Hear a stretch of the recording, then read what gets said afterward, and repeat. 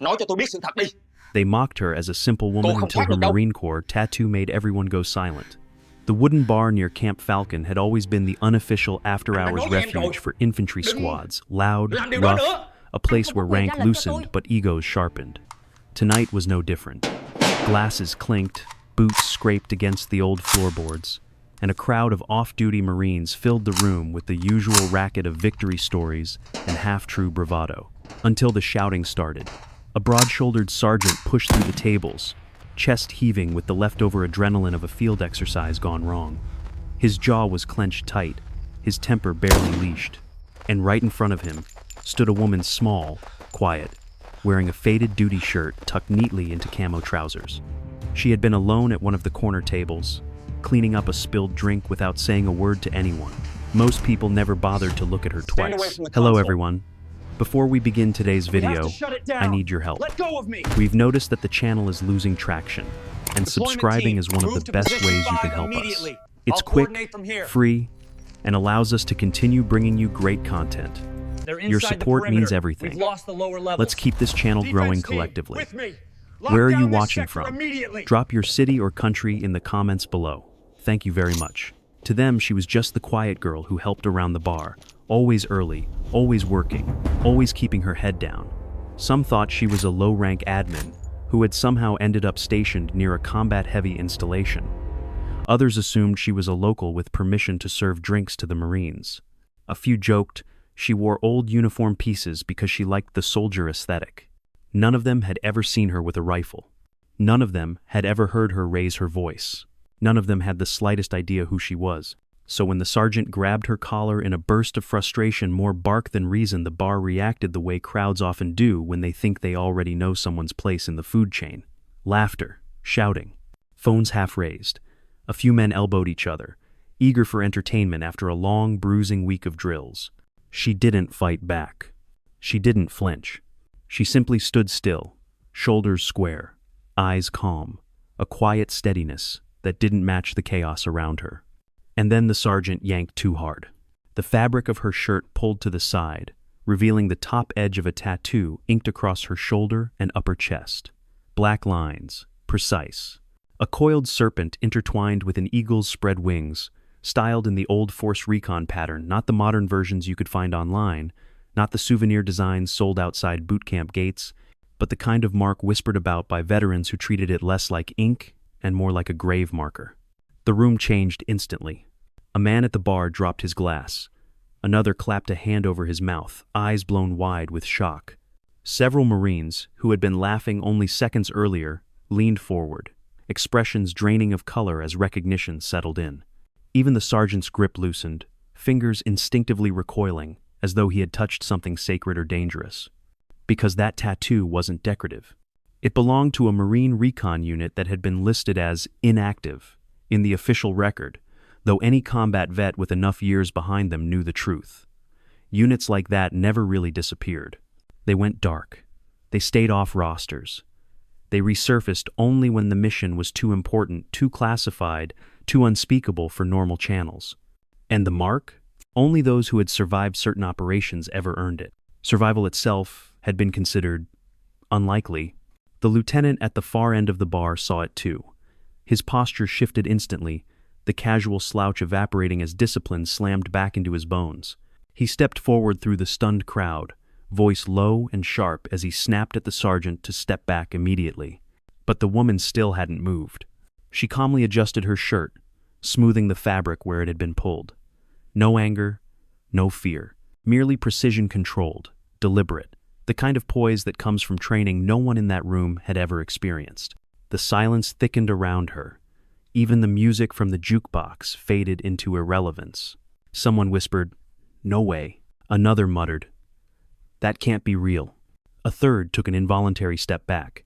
The woman finally lifted her eyes, meeting the lieutenant's gaze with the quiet acknowledgement of someone who knew exactly what she carried and exactly why it scared them. She didn't introduce herself. She didn't demand apologies. She didn't need to. The tattoo had already done the talking, and the shift in the room from mockery to confusion to raw, stunned respect told the rest of the story. Whatever they thought she was, they had been wrong. Very wrong. But this was only the beginning. because in that same moment, a radio mounted behind the bar crackled to life, an encrypted channel reserved for emergency mobilization. A call sign was spoken, low and urgent, followed by an authorization code only a handful of operatives in the entire region could respond to. The woman's head turned slightly. Her expression hardened, and every Marine in the room felt the air tighten like a wire pulled to its breaking point. She wasn't just anybody. She had been activated. The bar slowly returned to its uneasy rhythm, though the tension clung to every beam and glass surface like a stubborn fog refusing to lift. After the shock of the tattoo, conversations had died abruptly, but small pockets of whispers continued to spread across the room as Marines exchanged theories they didn't fully understand. Most of them had only seen patches and insignias tied to open units, and almost none had ever encountered something that looked both ancient and restricted at the same time. The woman, meanwhile, resumed what she had been doing before the sergeant snapped, wiping the counter with slow, deliberate motions that carried a certain rhythm born from discipline rather than habit. Her movements remained controlled and efficient, as if she were trying to shrink back into the quiet anonymity she had lived in for months. Yet no one could look at her the same way anymore, because the calmness she displayed was no longer interpreted as shyness or submissiveness, but as an unnerving stillness forged in situations far harsher than a rowdy bar dispute. One Marine at a nearby table recalled seeing her fix a broken hinge on the storage closet earlier that week using only a pocket multi-tool, completing the repair in under 15 seconds, without even glancing at the instructions posted on the wall. Another remembered the time she had stepped outside to smoke and casually predicted a coming sandstorm 30 minutes before the weather alert sirens activated across the base. A third mentioned how she always sat with her back to the wall and her eyes toward the exits, a habit common among combat veterans who had learned the hard way never to ignore their surroundings. None of them had connected the dots before, mostly because people rarely question the lives of those they believe they already understand. She looked ordinary, kept to herself, and didn't challenge anyone, which made it easy for them to overlook the sharp edges hidden beneath that quiet exterior. Only now did the memory of her subtle behaviors begin rearranging themselves into a shape that resembled competence, training, and an awareness born from survival rather than preference. The lieutenant approached her cautiously, not with fear, but with the respect of someone who recognized decades of unspoken doctrine etched into a single line of ink. His voice lowered when he finally spoke, not wanting the entire bar to hear, but knowing the situation demanded acknowledgement. He asked if she needed medical attention, though both of them understood it was merely a formal inquiry, meant to bridge the gap between misunderstanding and apology. She shook her head gently and replied, with a calmness that carried an authority far deeper than rank alone. Her voice was even and measured, showing no trace of anger or humiliation, and her tone suggested she had handled conflicts far worse than a frustrated sergeant grabbing her shirt. The lieutenant hesitated before stepping back, unable to decide whether it was appropriate to stay and speak further, or to retreat and let the situation cool naturally. Around them, Marines found excuses to move, picking up drinks they no longer wanted, rearranging chairs, or adjusting their uniforms in an unconscious attempt to process the shift in social gravity. The sergeant who had grabbed her earlier stood rigid near the entrance, staring at the floor with clenched fists, torn between shame for his actions and the lingering shock of what he had unintentionally revealed. He wasn't a cruel man by nature, but pressure, exhaustion, and a fragile ego had collided at the wrong moment, producing a reaction that now weighed heavily on his conscience.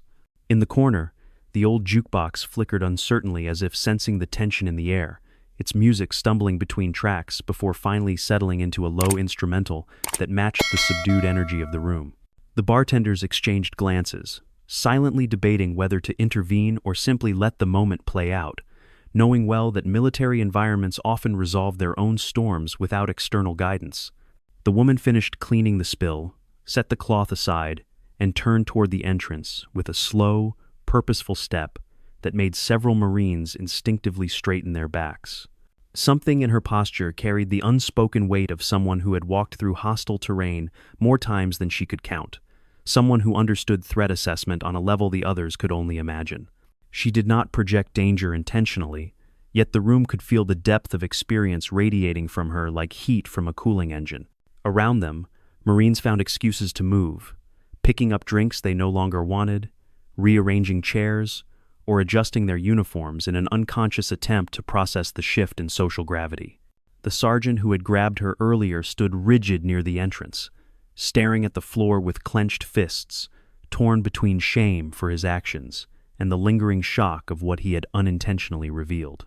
Now the corporal's gaze kept drifting back to the woman as if trying to reconcile the legend with the quiet figure standing before him. As the murmurs grew, the radio behind the bar crackled again, repeating the encrypted code that had silenced the room only minutes earlier. The woman's head lifted slightly, her eyes sharpening with recognition not common among ordinary personnel. The radio used a special call sequence reserved for limited access operatives, and she heard it the same way a soldier hears distant artillery, not with fear, but with clarity and purpose. She walked toward the bar where the radio hung, her steps steady and unhurried despite the tension building in the room. The call sign was repeated once more, accompanied by a series of numbers that caused her to stop completely, as if a switch had been flipped inside her chest. Every Marine in the bar watched her with apprehension, knowing instinctively that the code was meant for her alone. She pressed the receiver button with deliberate precision, her voice calm and professional as she responded. The silence that followed carried more weight than any accusation or command could have mustered. When the voice on the other end confirmed the necessity of her presence, she simply replied, "Understood," then set the radio down and turned toward the exit with the posture of a soldier answering a call that could not be ignored.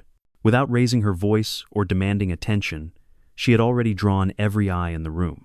And for the first time since she had arrived at Camp Falcon months ago, no one saw her as a simple woman anymore. They saw her as something far more complex, far more dangerous, and far more essential than they had the imagination to consider before tonight. The truth was beginning to take shape, and the night was far from over. Every Marine in the bar watched her with apprehension, knowing instinctively that the code was meant for her alone. She pressed the receiver button with deliberate precision, her voice calm and professional as she responded. The silence that followed carried more weight than any accusation or command could have mustered. Now the corporal's gaze kept drifting back to the woman as if trying to reconcile the legend with the quiet figure standing before him. As the murmurs grew, the radio behind the bar crackled again, repeating the encrypted code that had silenced the room only minutes earlier. The woman's head lifted slightly, her eyes sharpening with recognition not common among ordinary personnel.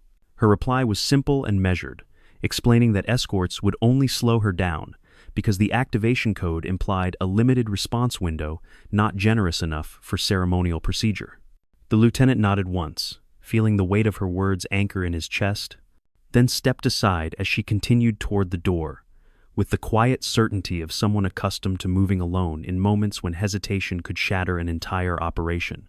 Outside the bar, the evening air carried the dry scent of dust and engine exhaust, mixed with the metallic tang of recently fired training ammunition drifting from the nearby range.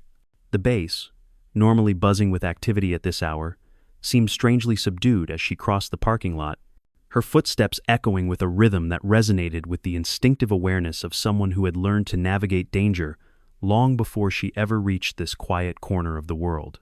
Floodlights cast long shadows behind her, elongating her figure into a silhouette that hinted at stories buried under layers of secrecy and sacrifice.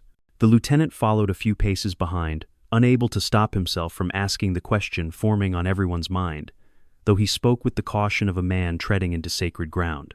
He asked whether the tattoo was truly what he thought it was, and if she had served in the unit whose very existence hovered in the space between rumor and classified documentation. She paused for the first time since leaving the bar, turning her head slightly without facing him fully, and answered with a quiet honesty that offered no details yet confirmed everything he feared and respected in equal measure. Her acknowledgement struck him harder than any reprimand, and he felt a rush of disbelief tempered by pride, realizing the stories he had once dismissed as exaggerated war myths now walked directly in front of him. Before he could process the implications, the base sirens wailed a series of rising tones not used during routine drills, shaking the quiet streets and sending personnel rushing from the barracks and vehicles as orders crackled across the loudspeakers. The woman did not flinch, interpreting the alarm instantly, and adjusted her stride into a faster, sharper pace that forced the lieutenant to hurry if he wanted to keep up. At the main intersection leading toward the command building, a group of MPs tried to redirect traffic, but they halted immediately when they recognized the activation code flashing across their tablets. They stepped aside without a word, their eyes following her with a mixture of confusion and reverence as the lieutenant explained that she was responding to the call directly. When they hesitated, unsure of protocol for responding to someone who technically did not appear on any active roster, he stated with absolute certainty that all standard procedures were suspended until the situation was clarified by higher command. Inside the building, tension hummed through the corridors as officers gathered around digital boards displaying scattered intel about an unidentified threat approaching the perimeter. Satellite feeds flickered on the screens, showing a pattern of movement inconsistent with any scheduled exercise or allied activity, and analysts exchanged worried glances as anomalies multiplied faster than they could categorize them. When she entered the briefing room, the chatter halted instantly, and the colonel in charge turned with visible shock as recognition dawned upon him like a ghost from an unfinished war. He called her by a name no one else in the room had ever heard, a name spoken only in debriefings sealed behind multiple clearance levels. And for a moment the entire command staff stood frozen, caught between disbelief and awe. She acknowledged the colonel with a small nod, and the tension in his shoulders eased, as though the burden of a silent nightmare had suddenly found a familiar adversary. Without waiting for formal introductions, she approached the main console and requested access to the operational data stream, surprising several officers who struggled to understand why a civilian-looking figure demanded such high-level clearance. The colonel granted her request immediately, stating that she had led operations requiring more layers of clearance than anyone currently serving in the room, and his words triggered a shockwave of silence that settled over the staff like an unwanted truth resurfacing from the depths. She studied the satellite images with quiet concentration, her eyes scanning patterns of heat signatures and movement routes with an efficiency that bypassed unnecessary deliberation. Her analysis revealed a coordinated infiltration that mirrored tactics used by hostile units specializing in covert strikes, and her tone shifted subtly as she explained the threat with an authority impossible to question. The briefing room absorbed her words like doctrine carved into stone, and officers began adjusting their strategies according to her recommendations without hesitation.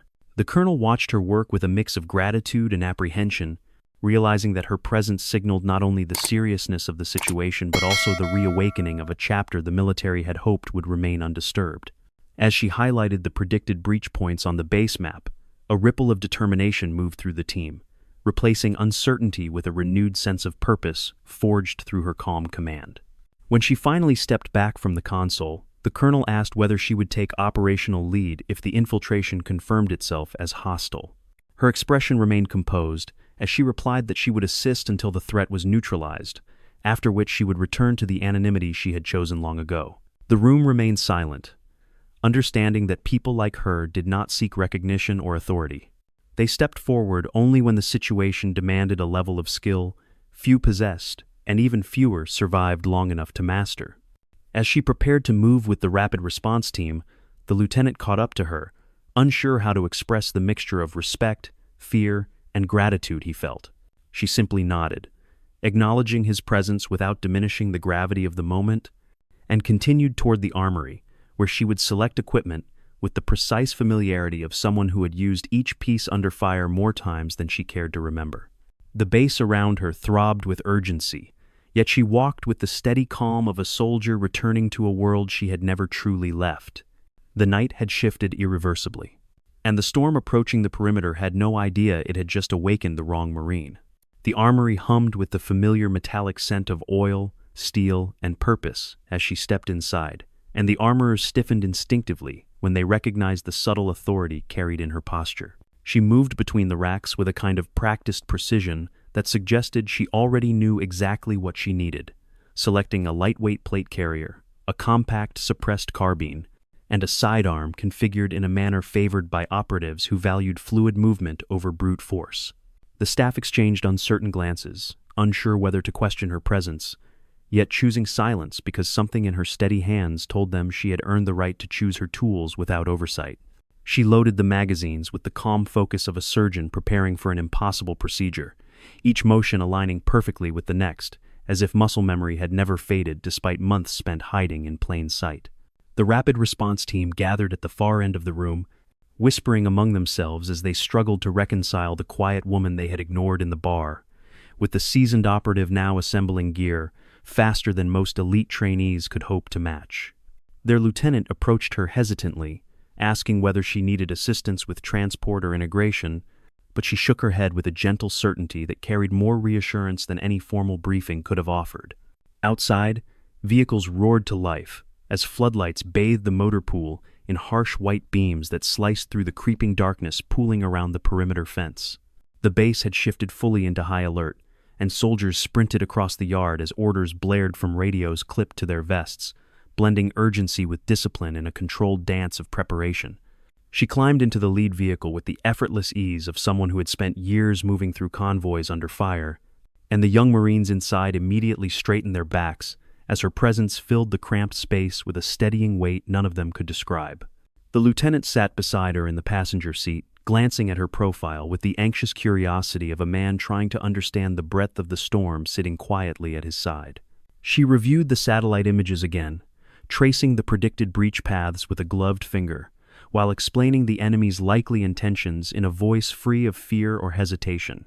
The team listened intently, absorbing her analysis with the reverence usually reserved for instructors who had survived battles too grim to document, and the vehicle fell silent, as her tactical clarity replaced their uncertainty with a shared sense of purpose. When the convoy reached the outer line of barriers, the night opened into a vast expanse of darkness where the desert wind whispered across the sand like a warning carried from distant memories. The security posts flickered under intermittent power surges, caused by attempted interference from whoever coordinated the infiltration, and several Marines stood anxiously behind portable shields as they scanned the shadows for movement. She stepped out of the vehicle with a calm steadiness that contrasted sharply with the tension buzzing across the perimeter and motioned for the squad to follow her without raising her voice. As they advanced toward the ridge, shapes began shifting in the gloom, unidentified figures moving with the disciplined synchronization of trained fighters rather than opportunistic intruders. She signaled for the team to form a split arc, her gestures crisp and confident, and the Marines adjusted instantly despite never having trained under her command. The attackers opened fire first, their rounds streaking through the darkness in unpredictable bursts. But she had already guided her team into cover, with a series of precise commands that minimized exposure and forced the enemy into unfavorable angles. Her return fire was measured, controlled, and devastatingly accurate, each shot striking with the certainty of someone who had learned long ago that hesitation was the luxury of soldiers who never met the sharp edge of real combat. The Marines around her found themselves matching her rhythm without consciously deciding to, their breathing syncing with the calm pace she maintained even as the firefight intensified. It was only after the first wave of attackers fell back in disarray that the lieutenant realized she had been leading them not through rank, but through sheer presence and competence that silenced doubt more effectively than any formal authority. The enemy regrouped near the ridge, attempting to flank the base through a narrow gully only visible to someone who knew the terrain intimately, yet she anticipated their maneuver with an almost unsettling accuracy. She directed the squad to reposition along the high ground, creating a crossfire trap that collapsed the infiltration attempt within minutes, and forced the remaining intruders to retreat under the weight of coordinated pressure. The Marines stared at her in awe, realizing she had not merely supported their defense, but had orchestrated the entire engagement with the calm certainty of a commander born from fire rather than rank. After securing the perimeter, she conducted a swift assessment of the casualties, offering quiet instructions to the medics and helping stabilize a wounded corporal with practiced hands that moved with steady confidence. The lieutenant watched her work, understanding now why the colonel had spoken her name with such reverence, and felt a deep respect settle in his chest as he realized she had saved lives tonight without expecting gratitude or recognition. Her presence had transformed a potential disaster into a controlled victory, and the squad stood around her with the solemn awe reserved for legends who walked among ordinary soldiers without asking to be seen. When reinforcements finally arrived, the colonel approached her with a mixture of relief and regret, thanking her for stepping forward despite the quiet life she had chosen for herself. She met his gaze with the steady calm of someone who had accepted the burden long ago, explaining that she had only done what any protector would do when their home was threatened. The colonel nodded, understanding the depth of her conviction, and dismissed the squad so she could return to the anonymity she valued more than medals or praise. As she walked back toward the dimly lit base, the night wind brushing softly across the sand, the lieutenant fell into step beside her, unsure whether to speak or simply honor the silence she carried. She told him gently that she would resume her quiet role at the bar until the military determined its next steps, and that she preferred to remain unseen unless the situation demanded her presence again. He nodded with newfound respect, recognizing that bravery did not begin with orders nor end with rank, and that some soldiers never truly left the battlefield no matter how far they wandered from it. Behind them, the Marines watched her silhouette fade into the gentle glow of the base lights, whispering her name with a reverence usually reserved for fallen heroes and forgotten legends. They understood now that she had never been a simple woman, but rather a guardian forged from years of war who had chosen humility instead of glory. And as the dust settled over Camp Falcon, the story of her quiet return spread through the ranks like a reminder of an old truth whispered in every barracks worth remembering. Once a soldier, always a protector. By the time the sun pushed a faint orange glow over the horizon, the base had settled into a restless silence shaped by the lingering tension of the night's battle and the unspoken realization that their survival hinged on a woman many of them had dismissed only hours before. The medics worked tirelessly through the early morning light, patching wounds and stabilizing the injured, while senior officers reviewed the breach attempt with a gravity that reflected how close the enemy had come to penetrating their defenses. Reports circulated quickly, each one mentioning her in cautious phrases that acknowledged her actions without fully documenting what she represented, as if writing the truth too clearly might summon consequences no one wanted to confront. She moved between the wounded with a quiet focus, helping steady IV lines and adjusting field dressings with practiced hands that never faltered, despite the chaos swirling around her. The younger Marines watched her with a mixture of gratitude and disbelief, realizing she had fought beside them without hesitation, and then shifted immediately into a role that carried the same calm assurance as her combat performance.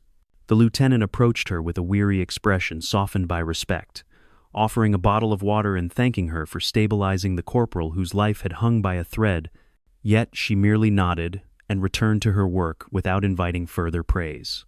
Inside the command center, the colonel stood surrounded by officers who debated how to classify a situation that challenged every procedural boundary they had been trained to follow. Some argued that she should be taken into custody for questioning, while others insisted she deserved formal recognition for preventing a full-scale breach that could have cost dozens of lives. The colonel remained silent throughout the argument, knowing the truth was more complicated than either side understood, and finally dismissed them with a firm order to leave the matter in his hands until he consulted with higher command. When he found her near the field tents, she was kneeling beside a wounded private, murmuring calm instructions that eased the young man's panic far more effectively than the sedative the medic prepared. The colonel waited respectfully until she finished, then asked her to walk with him to a quiet section near the perimeter where the early morning wind carried faint traces of gunpowder from the night's battle. His posture softened as he admitted the base owed her a debt no commendation could repay, and that he could not, in good conscience, allow her to return to anonymity when her experience and leadership were desperately needed. She listened without interrupting, her gaze fixed on the pale horizon, while her expression remained unreadable, as though she weighed every word against memories she preferred to keep buried. The colonel explained that higher command had already reviewed the activation code she responded to, and that they wanted her reinstated under a specialized advisory role, tailored for operatives whose knowledge extended beyond conventional training. His voice carried a blend of hope and caution, recognizing the offer might reopen wounds she had spent years trying to close, yet also knowing she was the only one capable of countering the threat that now targeted the region. When she finally spoke, her words were gentle but firm, revealing that she had stepped away from active service not because she lacked purpose, but because she had grown weary of a life defined solely by violence and survival. She admitted she had come to Camp Falcon, seeking quiet work and simple routine, believing the world had moved on from the shadow missions she once executed without hesitation. The colonel absorbed her confession with a heavy breath, acknowledging the burden she carried and understanding why she resisted returning to a path that had cost her far more than anyone outside her unit could comprehend. Yet he pressed on, explaining that the enemy was not a transient threat but part of a coordinated network resurfacing after years of dormancy, and that her knowledge of their methods was invaluable in preventing future attacks. She closed her eyes briefly, as though revisiting ghosts she had spent years avoiding, and the colonel waited in respectful silence as she considered the weight of his request. When she opened them again, her gaze held the steady intensity of a soldier who understood the cost of both action and inaction, and her voice carried a quiet resignation when she agreed to assist, though only until the immediate threat was neutralized. The colonel accepted her terms without objection, grateful for even a temporary commitment, and offered her unrestricted access to operational systems and intelligence resources needed to coordinate defensive measures. As they walked back toward the command center, several Marines paused to salute her out of instinctive respect, though she acknowledged each gesture with modest nods that reflected her discomfort with public recognition. Her footsteps carried the same measured rhythm as always, yet there was a subtle shift in her posture that hinted at an old resolve stirring beneath the layers of quiet she had wrapped around herself. Later that afternoon, the lieutenant approached her as she stood near the vehicle bay, reviewing equipment layouts with a level of detail that suggested she had already begun shaping new protocols for the rapid response unit. He hesitated before speaking, unsure how to voice the gratitude and admiration he felt, but she offered him a small, reassuring smile that eased the tightness in his expression. She thanked him for standing by her during the initial confusion, acknowledging that not many soldiers would have reacted with restraint under similar circumstances, and he straightened with a quiet pride he tried to hide beneath professional composure. The sun dipped lower across the desert horizon, casting long amber shadows across the base, and painting the scene with a poignant calm that contrasted the turmoil of the night before. She remained near the motor pool, watching the team's rehearsed defensive maneuvers under her direction, and the lieutenant realized she had already begun shaping the unit with an efficiency that reflected years of unspoken leadership. Though she insisted her involvement would be temporary, the Marines around her stood taller and moved with greater confidence, sensing that someone extraordinary now guided their steps through uncertainty. As the evening settled into a cool stillness, the colonel approached her one final time, asking whether she needed anything before the next briefing. She looked up at the sky, absorbing the soft fading colors with a contemplative calm, and replied that she needed nothing except time to ensure the base remained safe for the people who trusted her, without fully understanding who she truly was. The colonel nodded with quiet respect, recognizing that some warriors did not seek titles or glory, but simply carried the weight of protection out of instinct and conviction that transcended rank. When she finally walked back toward the bar where her journey began, the Marines who passed her offered silent nods of gratitude, understanding now that her presence had changed the course of their lives in ways they might never fully grasp. She slipped inside the familiar doorway with the same quiet grace she always carried, yet something in the air around her felt different, as if the world itself acknowledged the truth they had only just learned. She had been hiding from her past, but the past had found her anyway, and whether she admitted it aloud or not, every step she took now echoed the same unshakable truth whispered through generations of warriors who never sought recognition but always answered the call. Once a soldier, always a protector.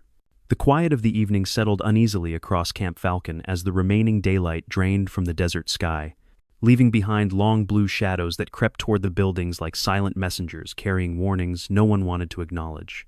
She stood near the edge of the motor pool, reviewing the updated reports streaming across the portable console, and her expression tightened subtly as she recognized patterns she had hoped never to see again. The infiltration attempt from the previous night no longer looked like an isolated strike, but instead resembled the opening move of a far larger and more deliberate operation that stretched far beyond the boundaries of the base. The colonel approached with a tense posture, holding a tablet containing cleared intel from Central Command, and the way his voice dropped told her he already suspected the truth before she even confirmed it. She scanned the encrypted documents quickly, tracing the enemy's signature tactics with the cold clarity of someone who had once hunted them across borders, where diplomacy had no meaning and survival depended on decisions made seconds before impact. Her silence lasted a little too long for the colonel's comfort, and he finally asked whether this was the same adversary her former unit had chased into the mountains years before they vanished from official records. She nodded slowly, acknowledging that the infiltration bore unmistakable signs of a group known only in classified briefings as Obsidian Hand, An organization feared not for brute force but for its ability to slip through intelligence nets, like smoke, drifting through broken stone. The colonel exhaled sharply, realizing the enemy was not merely probing their defenses but studying their weaknesses with the methodical patience of predators preparing for a long and calculated hunt. He explained that higher command wanted her insight on their next movements, yet they hesitated to disclose the full extent of her history to the personnel who already looked to her for silent leadership. She stepped away from the vehicle bay and walked toward the dimly lit operations building, her boots crunching softly against gravel, as she weighed the implications of Obsidian Hand resurfacing after so many years of silence.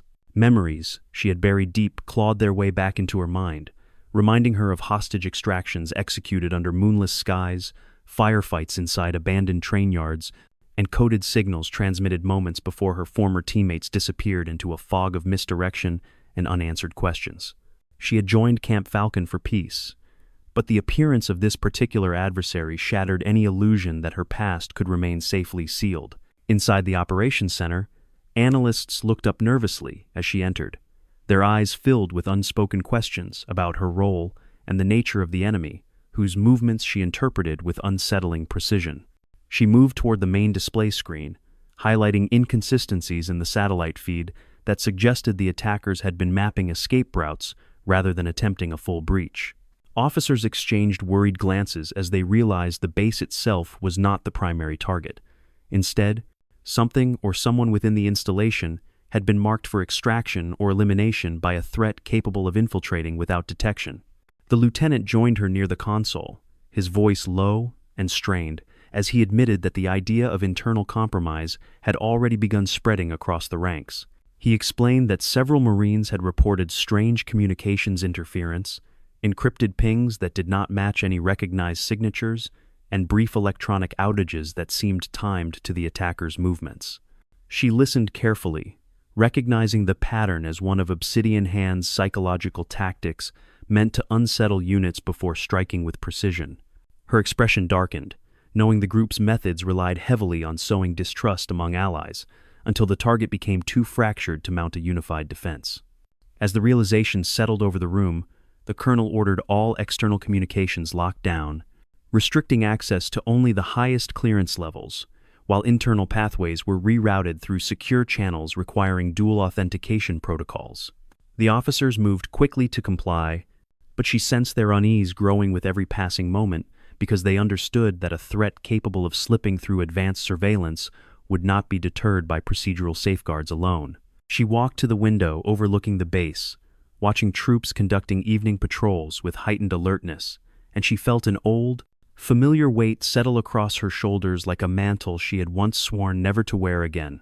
The lieutenant approached her once more, his voice quieter than before as he asked whether the enemy was here for her specifically, and she hesitated long enough to confirm his worst fear without speaking the words outright. Her former unit had been the last group to push Obsidian Hand into hiding, and she knew the organization had a long memory sharpened by vengeance that never faded with time. If they had resurfaced here, it meant they had followed a trail she thought she erased years ago, and the presence of the activation code she received earlier confirmed they were not merely probing the base, but hunting the last operative who had ever truly threatened them. She turned from the window and told the colonel the truth with a calm steadiness that carried no trace of fear, explaining that Obsidian Hand would not retreat after a failed attempt but instead escalate until their objective was achieved.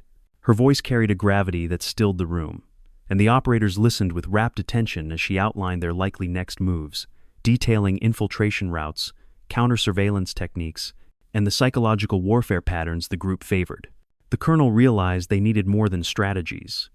They needed someone who had faced this enemy in the shadows where rules dissolved and instinct decided survival. When she finished her assessment, the room felt colder, as though every light had dimmed slightly in anticipation of a threat drawing closer with every hour. The colonel dismissed the team to prepare for the next briefing, leaving her alone near the console, as the lieutenant lingered with a troubled expression. He asked whether she regretted stepping back into the fight she had tried so hard to leave behind, but she answered with the quiet conviction of someone who understood that warriors did not choose their battles. Sometimes the battles simply chose the warriors capable of carrying them.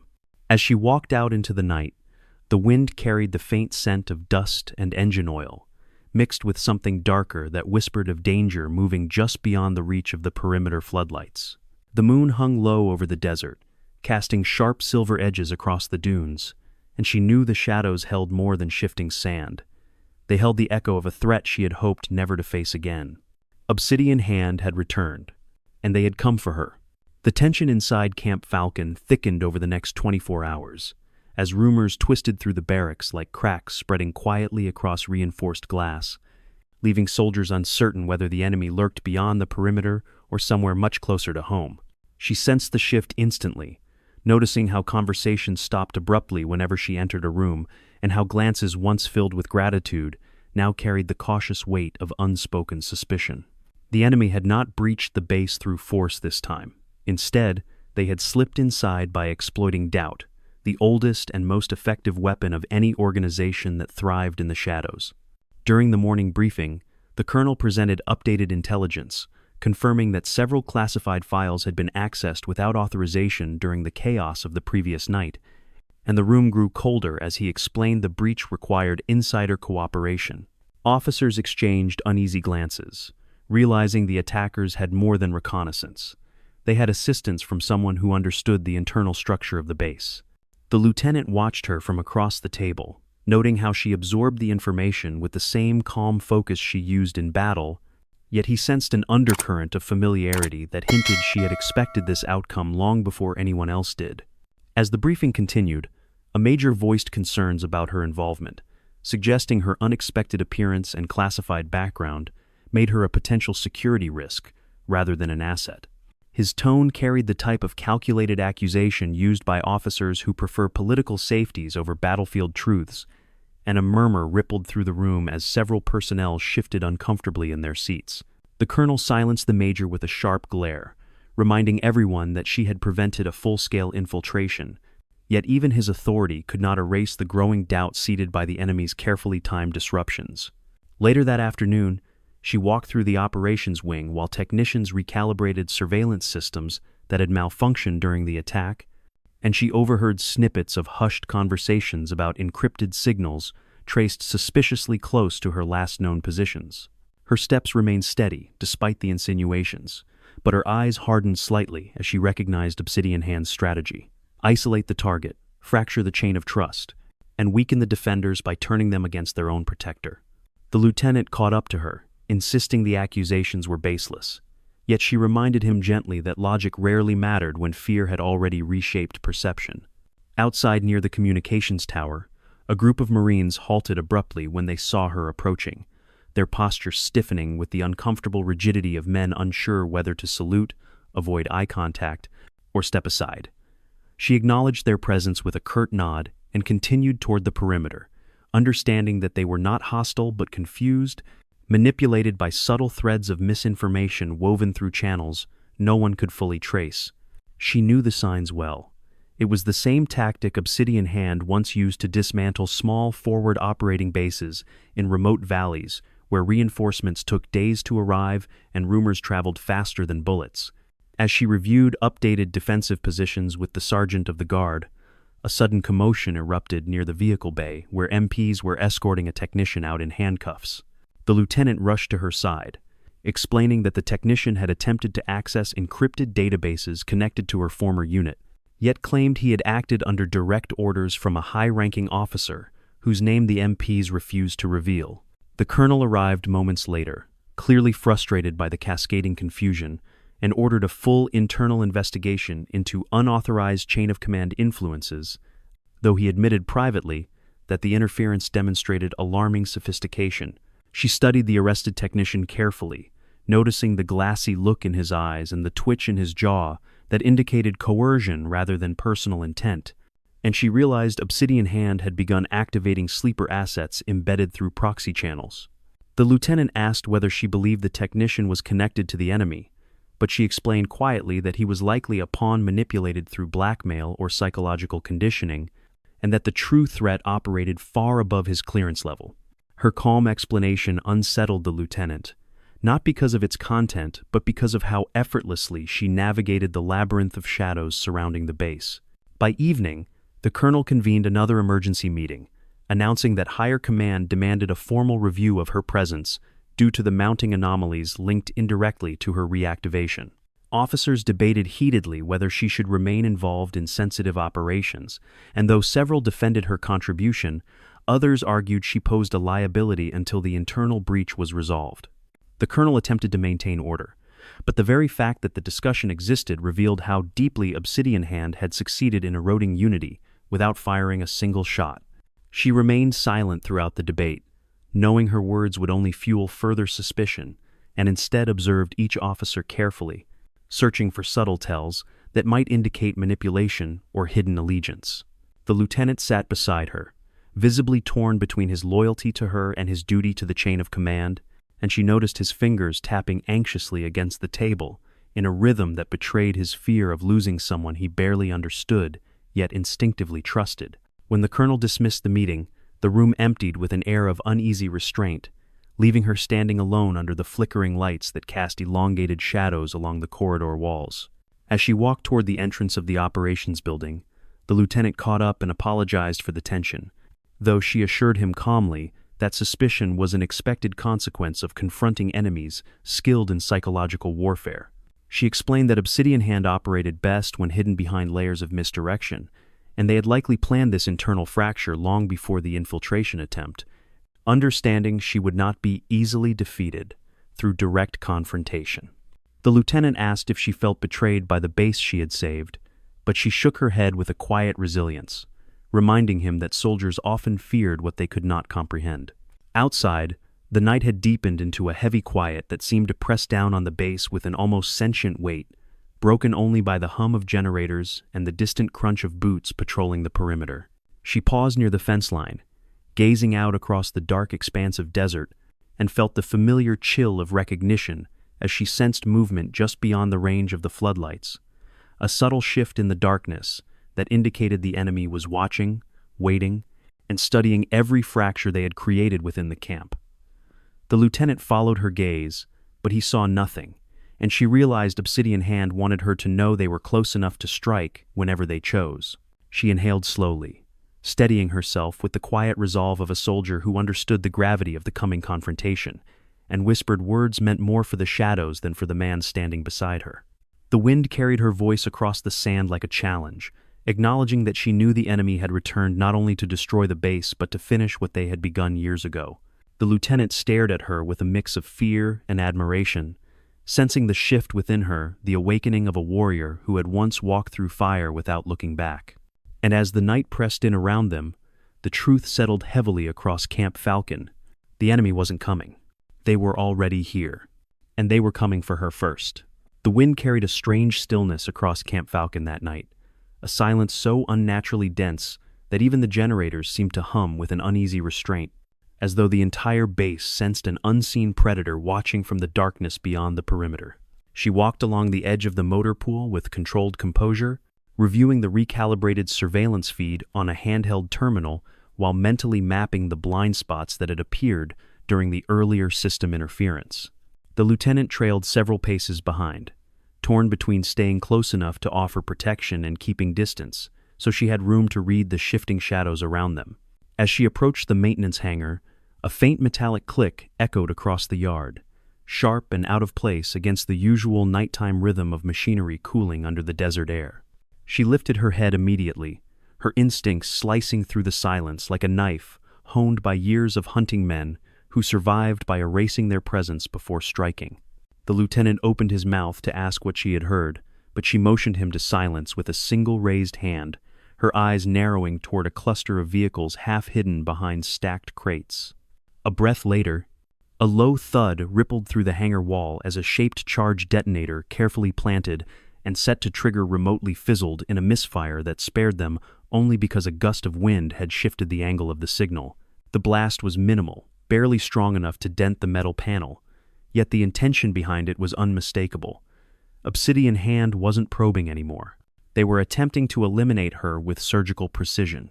She moved toward the source with swift, silent steps, scanning the area for heat signatures or footprints, while the lieutenant radioed for security backup with a tremor of shock masking his professional tone.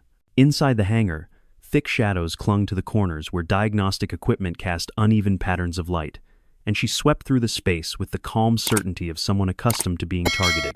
She found the remnants of the device hidden beneath a portable generator, its components arranged with the meticulous symmetry characteristic of Obsidian Hand's sabotage teams, and her expression hardened as she recognized the signature micro-trigger they used for high-value targets. The lieutenant knelt beside her, whispering that such devices were nearly impossible to acquire without deep internal access, and she responded with a quiet certainty that the enemy had already infiltrated deeper than the base realized. The colonel arrived moments later, flanked by MPs whose rigid posture revealed their fear of engaging an adversary who operated without leaving traces. He studied the damaged panel with a grim expression, understanding instantly that this was no accident or amateur attempt, and demanded a full lockdown of all unmonitored zones until every square foot of the base had been inspected. She briefed him on the device's configuration, explaining that Obsidian Hand rarely failed unless they intended the failure as a message, and the colonel paled as he realized the misfire was a warning rather than a mistake. As the MPs secured the hangar, she stepped outside and scanned the edges of the vehicle yard where the darkness pooled thickly against the floodlights, and she sensed a presence retreating into the desert with the disciplined rhythm of someone trained to move between shadows. The lieutenant followed her gaze, but saw only shifting sand, and she told him quietly that the enemy wanted her to know they were close enough to strike at will. Her calmness unsettled him more than the attempted attack, because he sensed she had stepped back into a world where danger was not an intruder but an old companion she no longer feared. Back in the operations center, analysts replayed sensor data repeatedly, attempting to isolate the moment the saboteur infiltrated the area, yet each frame revealed nothing but empty space and flickers of static, engineered to mask human movement. The colonel demanded to know how the enemy slipped through advanced defenses, but she explained that Obsidian Hand operated with counter-surveillance tactics designed to exploit algorithmic weaknesses rather than human error.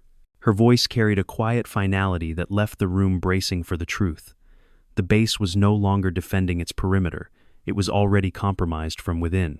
As tensions escalated, higher command transmitted a classified directive, demanding she remain under protective observation until a specialized task force arrived, though she recognized the order as a political maneuver meant to regain control over an asset they feared losing.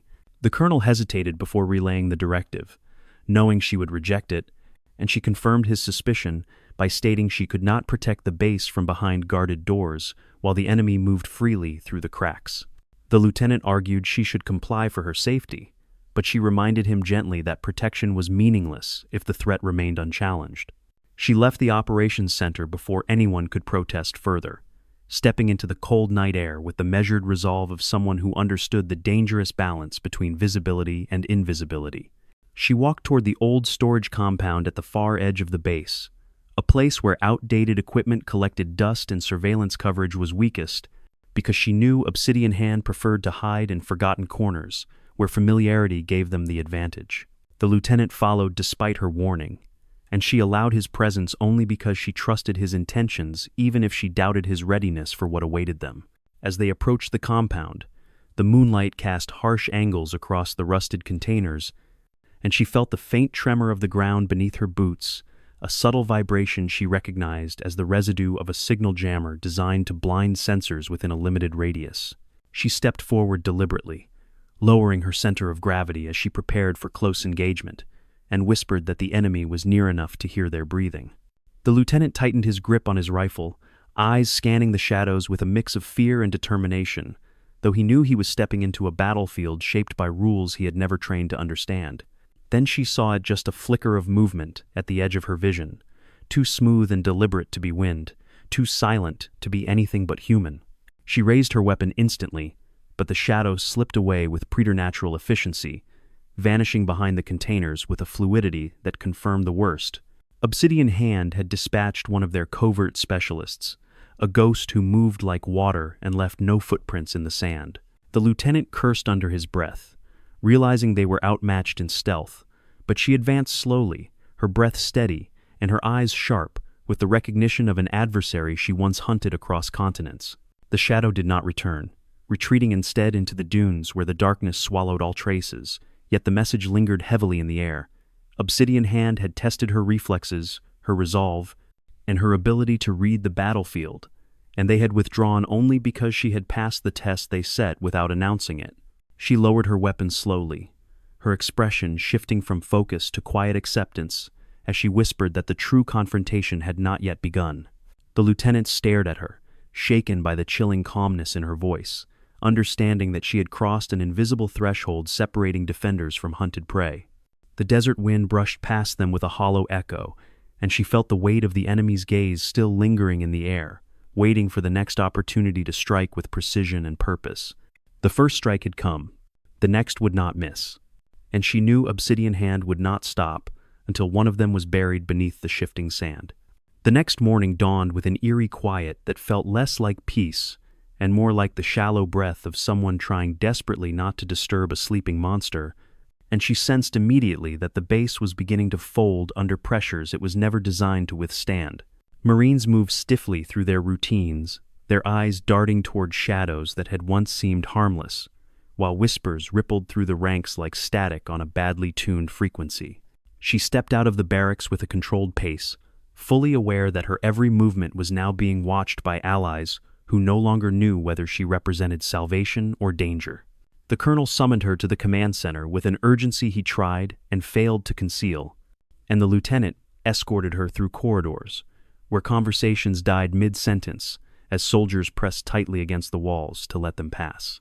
When they reached the briefing room, a cluster of officers stood huddled around the main console, their faces pale beneath harsh fluorescent lights as they studied a series of encrypted transmissions traced directly to a communications node near the auxiliary generator yard.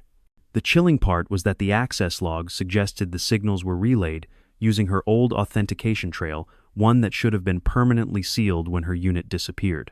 She examined the logs with meticulous care, recognizing immediately that the signatures were forged with a precision that could only come from someone intimately familiar with her unit's classified operations. The colonel demanded to know whether she had ever shared her encryption keys, but she explained with quiet certainty that those codes had been burned the night her team vanished, and no one outside their circle would have known the structure unless they had engaged in the same deep shadow warfare.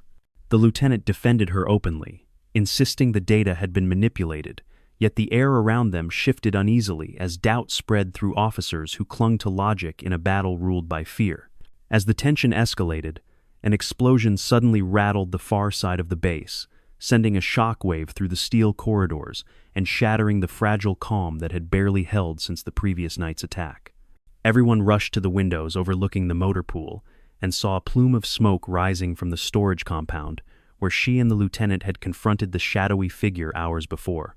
Emergency crews sprinted across the yard, but she already knew this blast wasn't meant to destroy equipment. It was meant to frame her by striking the exact location she had visited in the darkness. The colonel barked orders to secure the area, while the major, who had doubted her from the beginning, pointed out the disturbing coincidence with the kind of triumphant conviction expected from someone searching for confirmation bias. He pressed the colonel to place her under immediate custody until the internal sabotage could be properly investigated, and though his words were wrapped in protocol, the intent behind them carried the sharpened edge of political maneuvering. She recognized the tactic instantly, understanding that Obsidian Hand wasn't just infiltrating through shadows but exploiting personal ambition and ego to fracture leadership from within.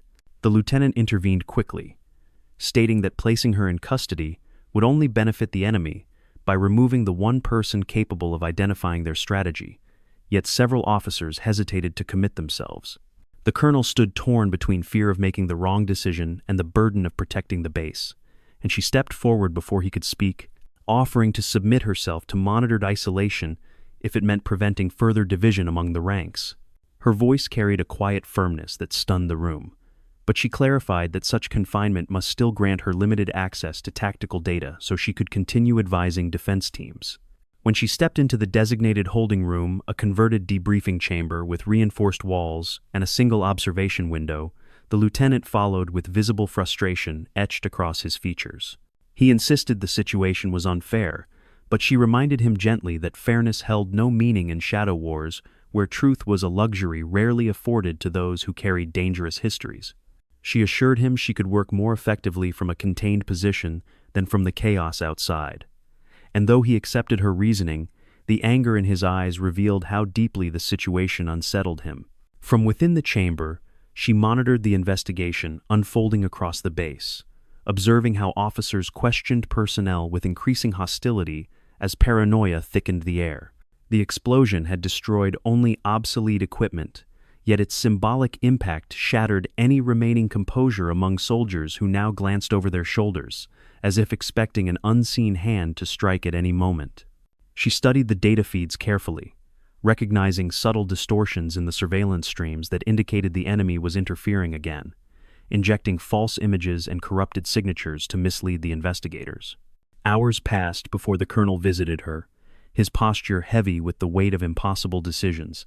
He confessed that higher command was pressuring him to restrict her further until the sabotage was traced, but he also admitted he feared losing the only strategist with first-hand experience against Obsidian Hand. She listened silently, then pointed out anomalies in the investigation timeline that suggested the saboteur anticipated internal delays and used them to mask deeper infiltration. The colonel absorbed her insights with growing alarm, realizing the enemy wasn't merely planting explosives, they were orchestrating the entire rhythm of the base's response.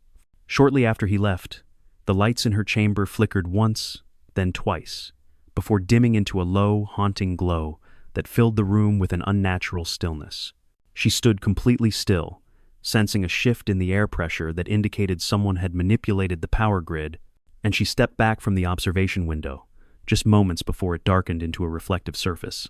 A faint silhouette appeared behind the one-way glass, too blurred to identify yet unmistakably human, and her pulse steadied as she recognized the message.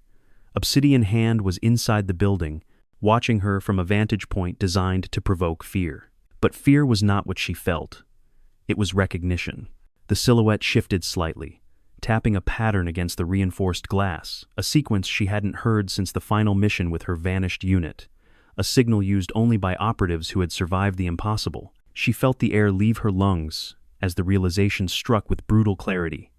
Someone from her past, someone who should have been gone forever, stood on the other side of that glass, and their presence meant Obsidian Hand's infiltration was not just strategic but personal. The lieutenant burst into the chamber moments later, shouting that another breach alarm had triggered near the administrative wing, but she barely heard him as the silhouette melted into the shadows of the corridor beyond the window. When she finally spoke, her voice carried a weight heavier than anything he had heard from her before, and she explained that the enemy had finally revealed their true intent not to destroy the base, but to draw her out of hiding by resurrecting ghosts she had buried long ago. The lieutenant stared at her, struggling to comprehend the immense shift in the battlefield, but she placed a steady hand on his shoulder and told him the truth with quiet conviction. Obsidian Hand wasn't hunting Camp Falcon. They were hunting her past, and they had just proved that the past was still alive. The lieutenant's voice faded into a distant echo as she stared at the darkened observation window, her mind racing through memories she had fought tirelessly to bury beneath layers of quiet routine and forced anonymity. She knew exactly what the coded tapping meant, because only one person had ever used that rhythm, a rhythm reserved for missions where extraction was deemed impossible and survival depended on communication, stripped down to its barest form. The realization that someone she once trusted implicitly could be standing on the other side of that glass sent a cold tension through her spine, though her expression remained unreadable beneath the dim lights of the holding chamber. The lieutenant approached her cautiously, sensing something had shifted inside her, and asked whether the presence she perceived was related to the ghosts she had mentioned earlier. She answered with slow deliberation, explaining that the code belonged to a member of her unit who had vanished during an operation that never reached official records, and whose body had been presumed lost in the rubble of a collapsed ridge. The lieutenant frowned, struggling to reconcile the idea that a supposedly dead operative might now be working with Obsidian Hand, but she warned him that assumptions meant nothing in the shadows where betrayal often grew from desperation rather than malice. Before they could speak further, the lights flickered again, and the intercom crackled to life with an urgent call reporting a security breach in Sector Delta, an area of the base long considered low risk due to its distance from critical assets. The lieutenant insisted they move immediately, and she followed with a steady composure that belied the storm gathering beneath her calm exterior, because she recognized the pattern unmistakably. Her former teammate, or whoever wore his identity like a mask, was manipulating the base's movements to draw her toward a meeting predetermined long before she realized she was being hunted. When they reached Sector Delta, the air smelled faintly of ozone and burnt circuitry, signs of a deliberate short-range EMP meant to disable cameras without damaging nearby systems. MPs stood rigid near the entrance, uncertainty etched across their strained expressions as they reported that someone had bypassed 3 locked doors without triggering alarms, leaving behind a trail of corrupted access logs designed to mimic her authentication signature. The lieutenant clenched his jaw in frustration, but she placed a hand on his arm and explained softly that this was not an attempt to frame her anymore. It was a direct invitation. They moved deeper into the hallway, passing flickering lights that cast distorted shadows across the walls, until they reached a heavy steel door that had been wedged open by a small metallic wedge, engraved with a symbol she recognized instantly. It was the insignia of her old team, modified with the sharp geometric cuts favored by Obsidian Hand, an unmistakable signal that the person waiting inside had not only survived, but evolved into something far more dangerous than the operative she once knew. The lieutenant urged caution, but she stepped through the doorway with a steady resolve, understanding that she could not avoid this confrontation any longer. Inside the room, rows of server racks hummed unevenly, as if struggling to stabilize under strain, and the faint glow of an emergency light illuminated a single figure, standing at the far end, his silhouette fractured by the shifting beams. He spoke her name in a voice that carried both familiarity and distance, a tone shaped by years spent outside the boundaries of loyalty and reason.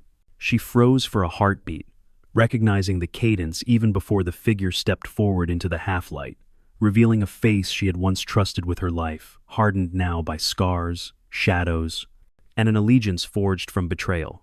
The lieutenant raised his weapon instinctively, but she signaled him to lower it, understanding that her former comrade would not have revealed himself unless he wanted a conversation rather than a firefight. The man smiled with a quiet bitterness, explaining that Obsidian Hand had offered him survival when their unit was ambushed and abandoned by the very system they once served. His words dripped with resentment sharpened by years of isolation, and he accused her of walking away while he clawed through the wreckage alone, believing she had chosen peace, while he drowned in the aftermath of a forgotten war. She stepped closer, refusing to let emotion cloud her judgment, and reminded him that she had searched for him for months before being forced to accept the official report that no bodies remained.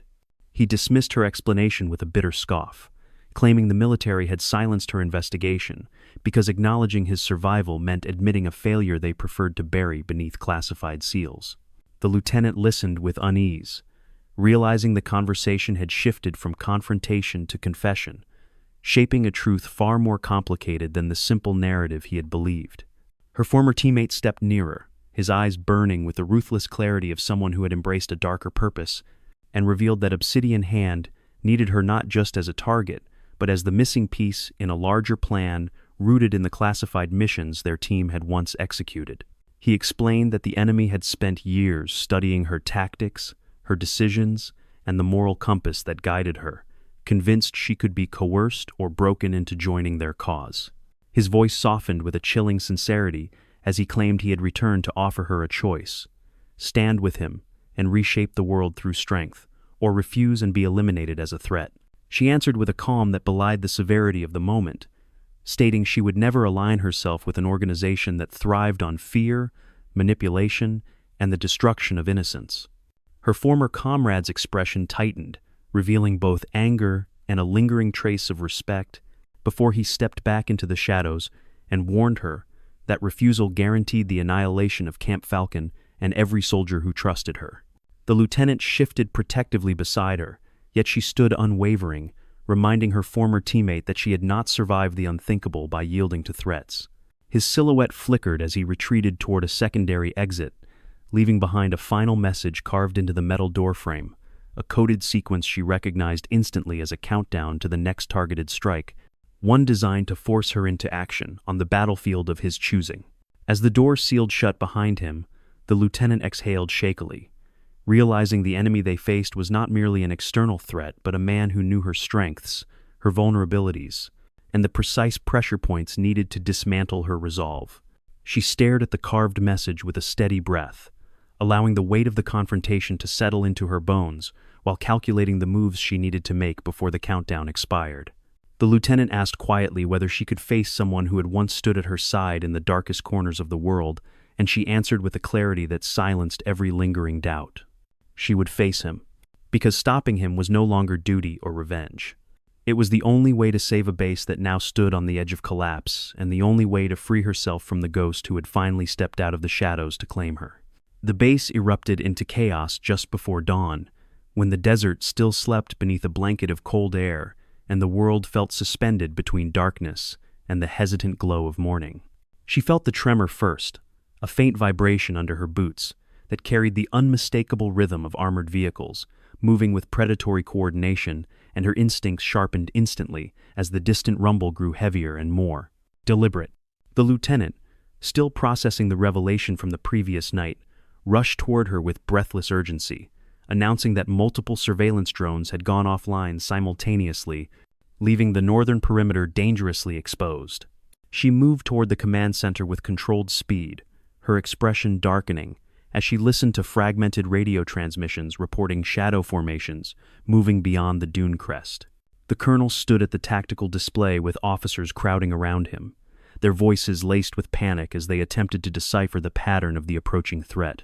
When she entered the room, a hush fell instantly, and the colonel stepped aside so she could examine the data, trusting her comprehension of enemy tactics more than the algorithms struggling to keep up with the rapidly escalating situation. As she studied the grid, the truth became painfully clear. Obsidian Hand was no longer probing or testing defenses, but launching a coordinated multi-axis assault engineered to collapse the base's structural integrity before reinforcements could respond. She issued rapid-fire commands with calm authority, directing teams to reposition along the ridgeline, fortify weak entry points, and lock down internal corridors vulnerable to infiltration. The officers hesitated for only a moment before executing her directives, compelled by the quiet certainty in her voice that cut through fear like a blade sharpened by years of survival. Military vehicles roared to life as soldiers scrambled into defensive formations, their movements synchronized by a mixture of training and the instinctive desire to protect the home standing between them and the encroaching darkness. She led the response team toward the northern wall, her steps precise and unflinching, while the lieutenant followed closely with a tension that betrayed both his fear and his unwavering trust in her judgment. When they reached the outer gates, the wind carried the distant sound of engines revving with deadly intent, and she recognized the cadence immediately, a formation she had once countered in a war that no longer existed in official records. The first strike hit the far watchtower with a precision-guided shell that shattered steel like brittle glass, sending debris raining down as alarms screamed across the base. She signaled her squad to fall back from the exposed area and take cover behind reinforced barriers, narrowly preventing casualties as a second blast carved a scorched path through the sand. The enemy advanced with chilling coordination, firing in patterns designed not just to breach defenses but to create psychological fractures, a tactic Obsidian Hand favored when facing highly trained opponents capable of reading their battlefield choreography. As she moved between positions, offering calm instructions amidst the rising chaos, the lieutenant pointed out a figure near the communications hub, behaving erratically, and she recognized immediately that the moment she had anticipated was unfolding. The internal saboteur, activated too early due to rising pressure, was attempting to disable the emergency frequency channel that coordinated defensive units across the base. She sprinted across the courtyard with the fluid efficiency of a veteran who had long learned to move faster than hesitation, and intercepted the saboteur just as he reached the main relay switch. He spun toward her with wild desperation in his eyes, clutching a detonator rigged to trigger a chain reaction across the auxiliary grid, and she froze just long enough to assess his posture, breathing, and grip. With a swift, decisive maneuver, she disarmed him without lethal force, knowing the enemy wanted the internal division to escalate into bloodshed among allies. The saboteur collapsed under the weight of his own panic, confessing between ragged breaths that he had been coerced with threats against his family, and she signaled the lieutenant to secure him gently rather than punish him, recognizing the deeper cruelty behind Obsidian Hand's manipulation. But the battle outside offered no pause for mercy. Explosions lit the sky with harsh flashes that cast flickering shadows across her face, revealing the intensity rising within her as she analyzed the shifting assault patterns.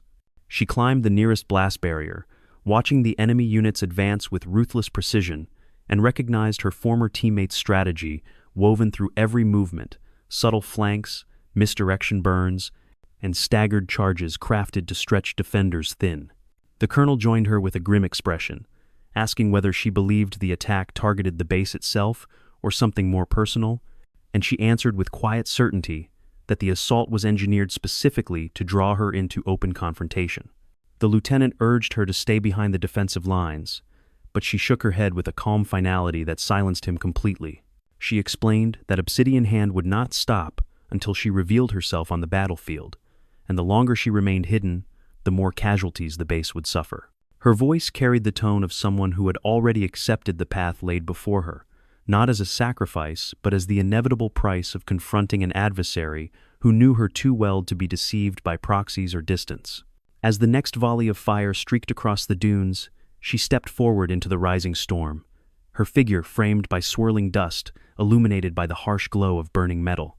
The Marines around her straightened instinctively, feeling the shift in the air as though a dormant force had awakened within their ranks, something ancient, disciplined, and profoundly dangerous. She signaled the rapid response team to follow, leading them along a narrow path between shattered vehicles and crumbling barriers, guiding them with unwavering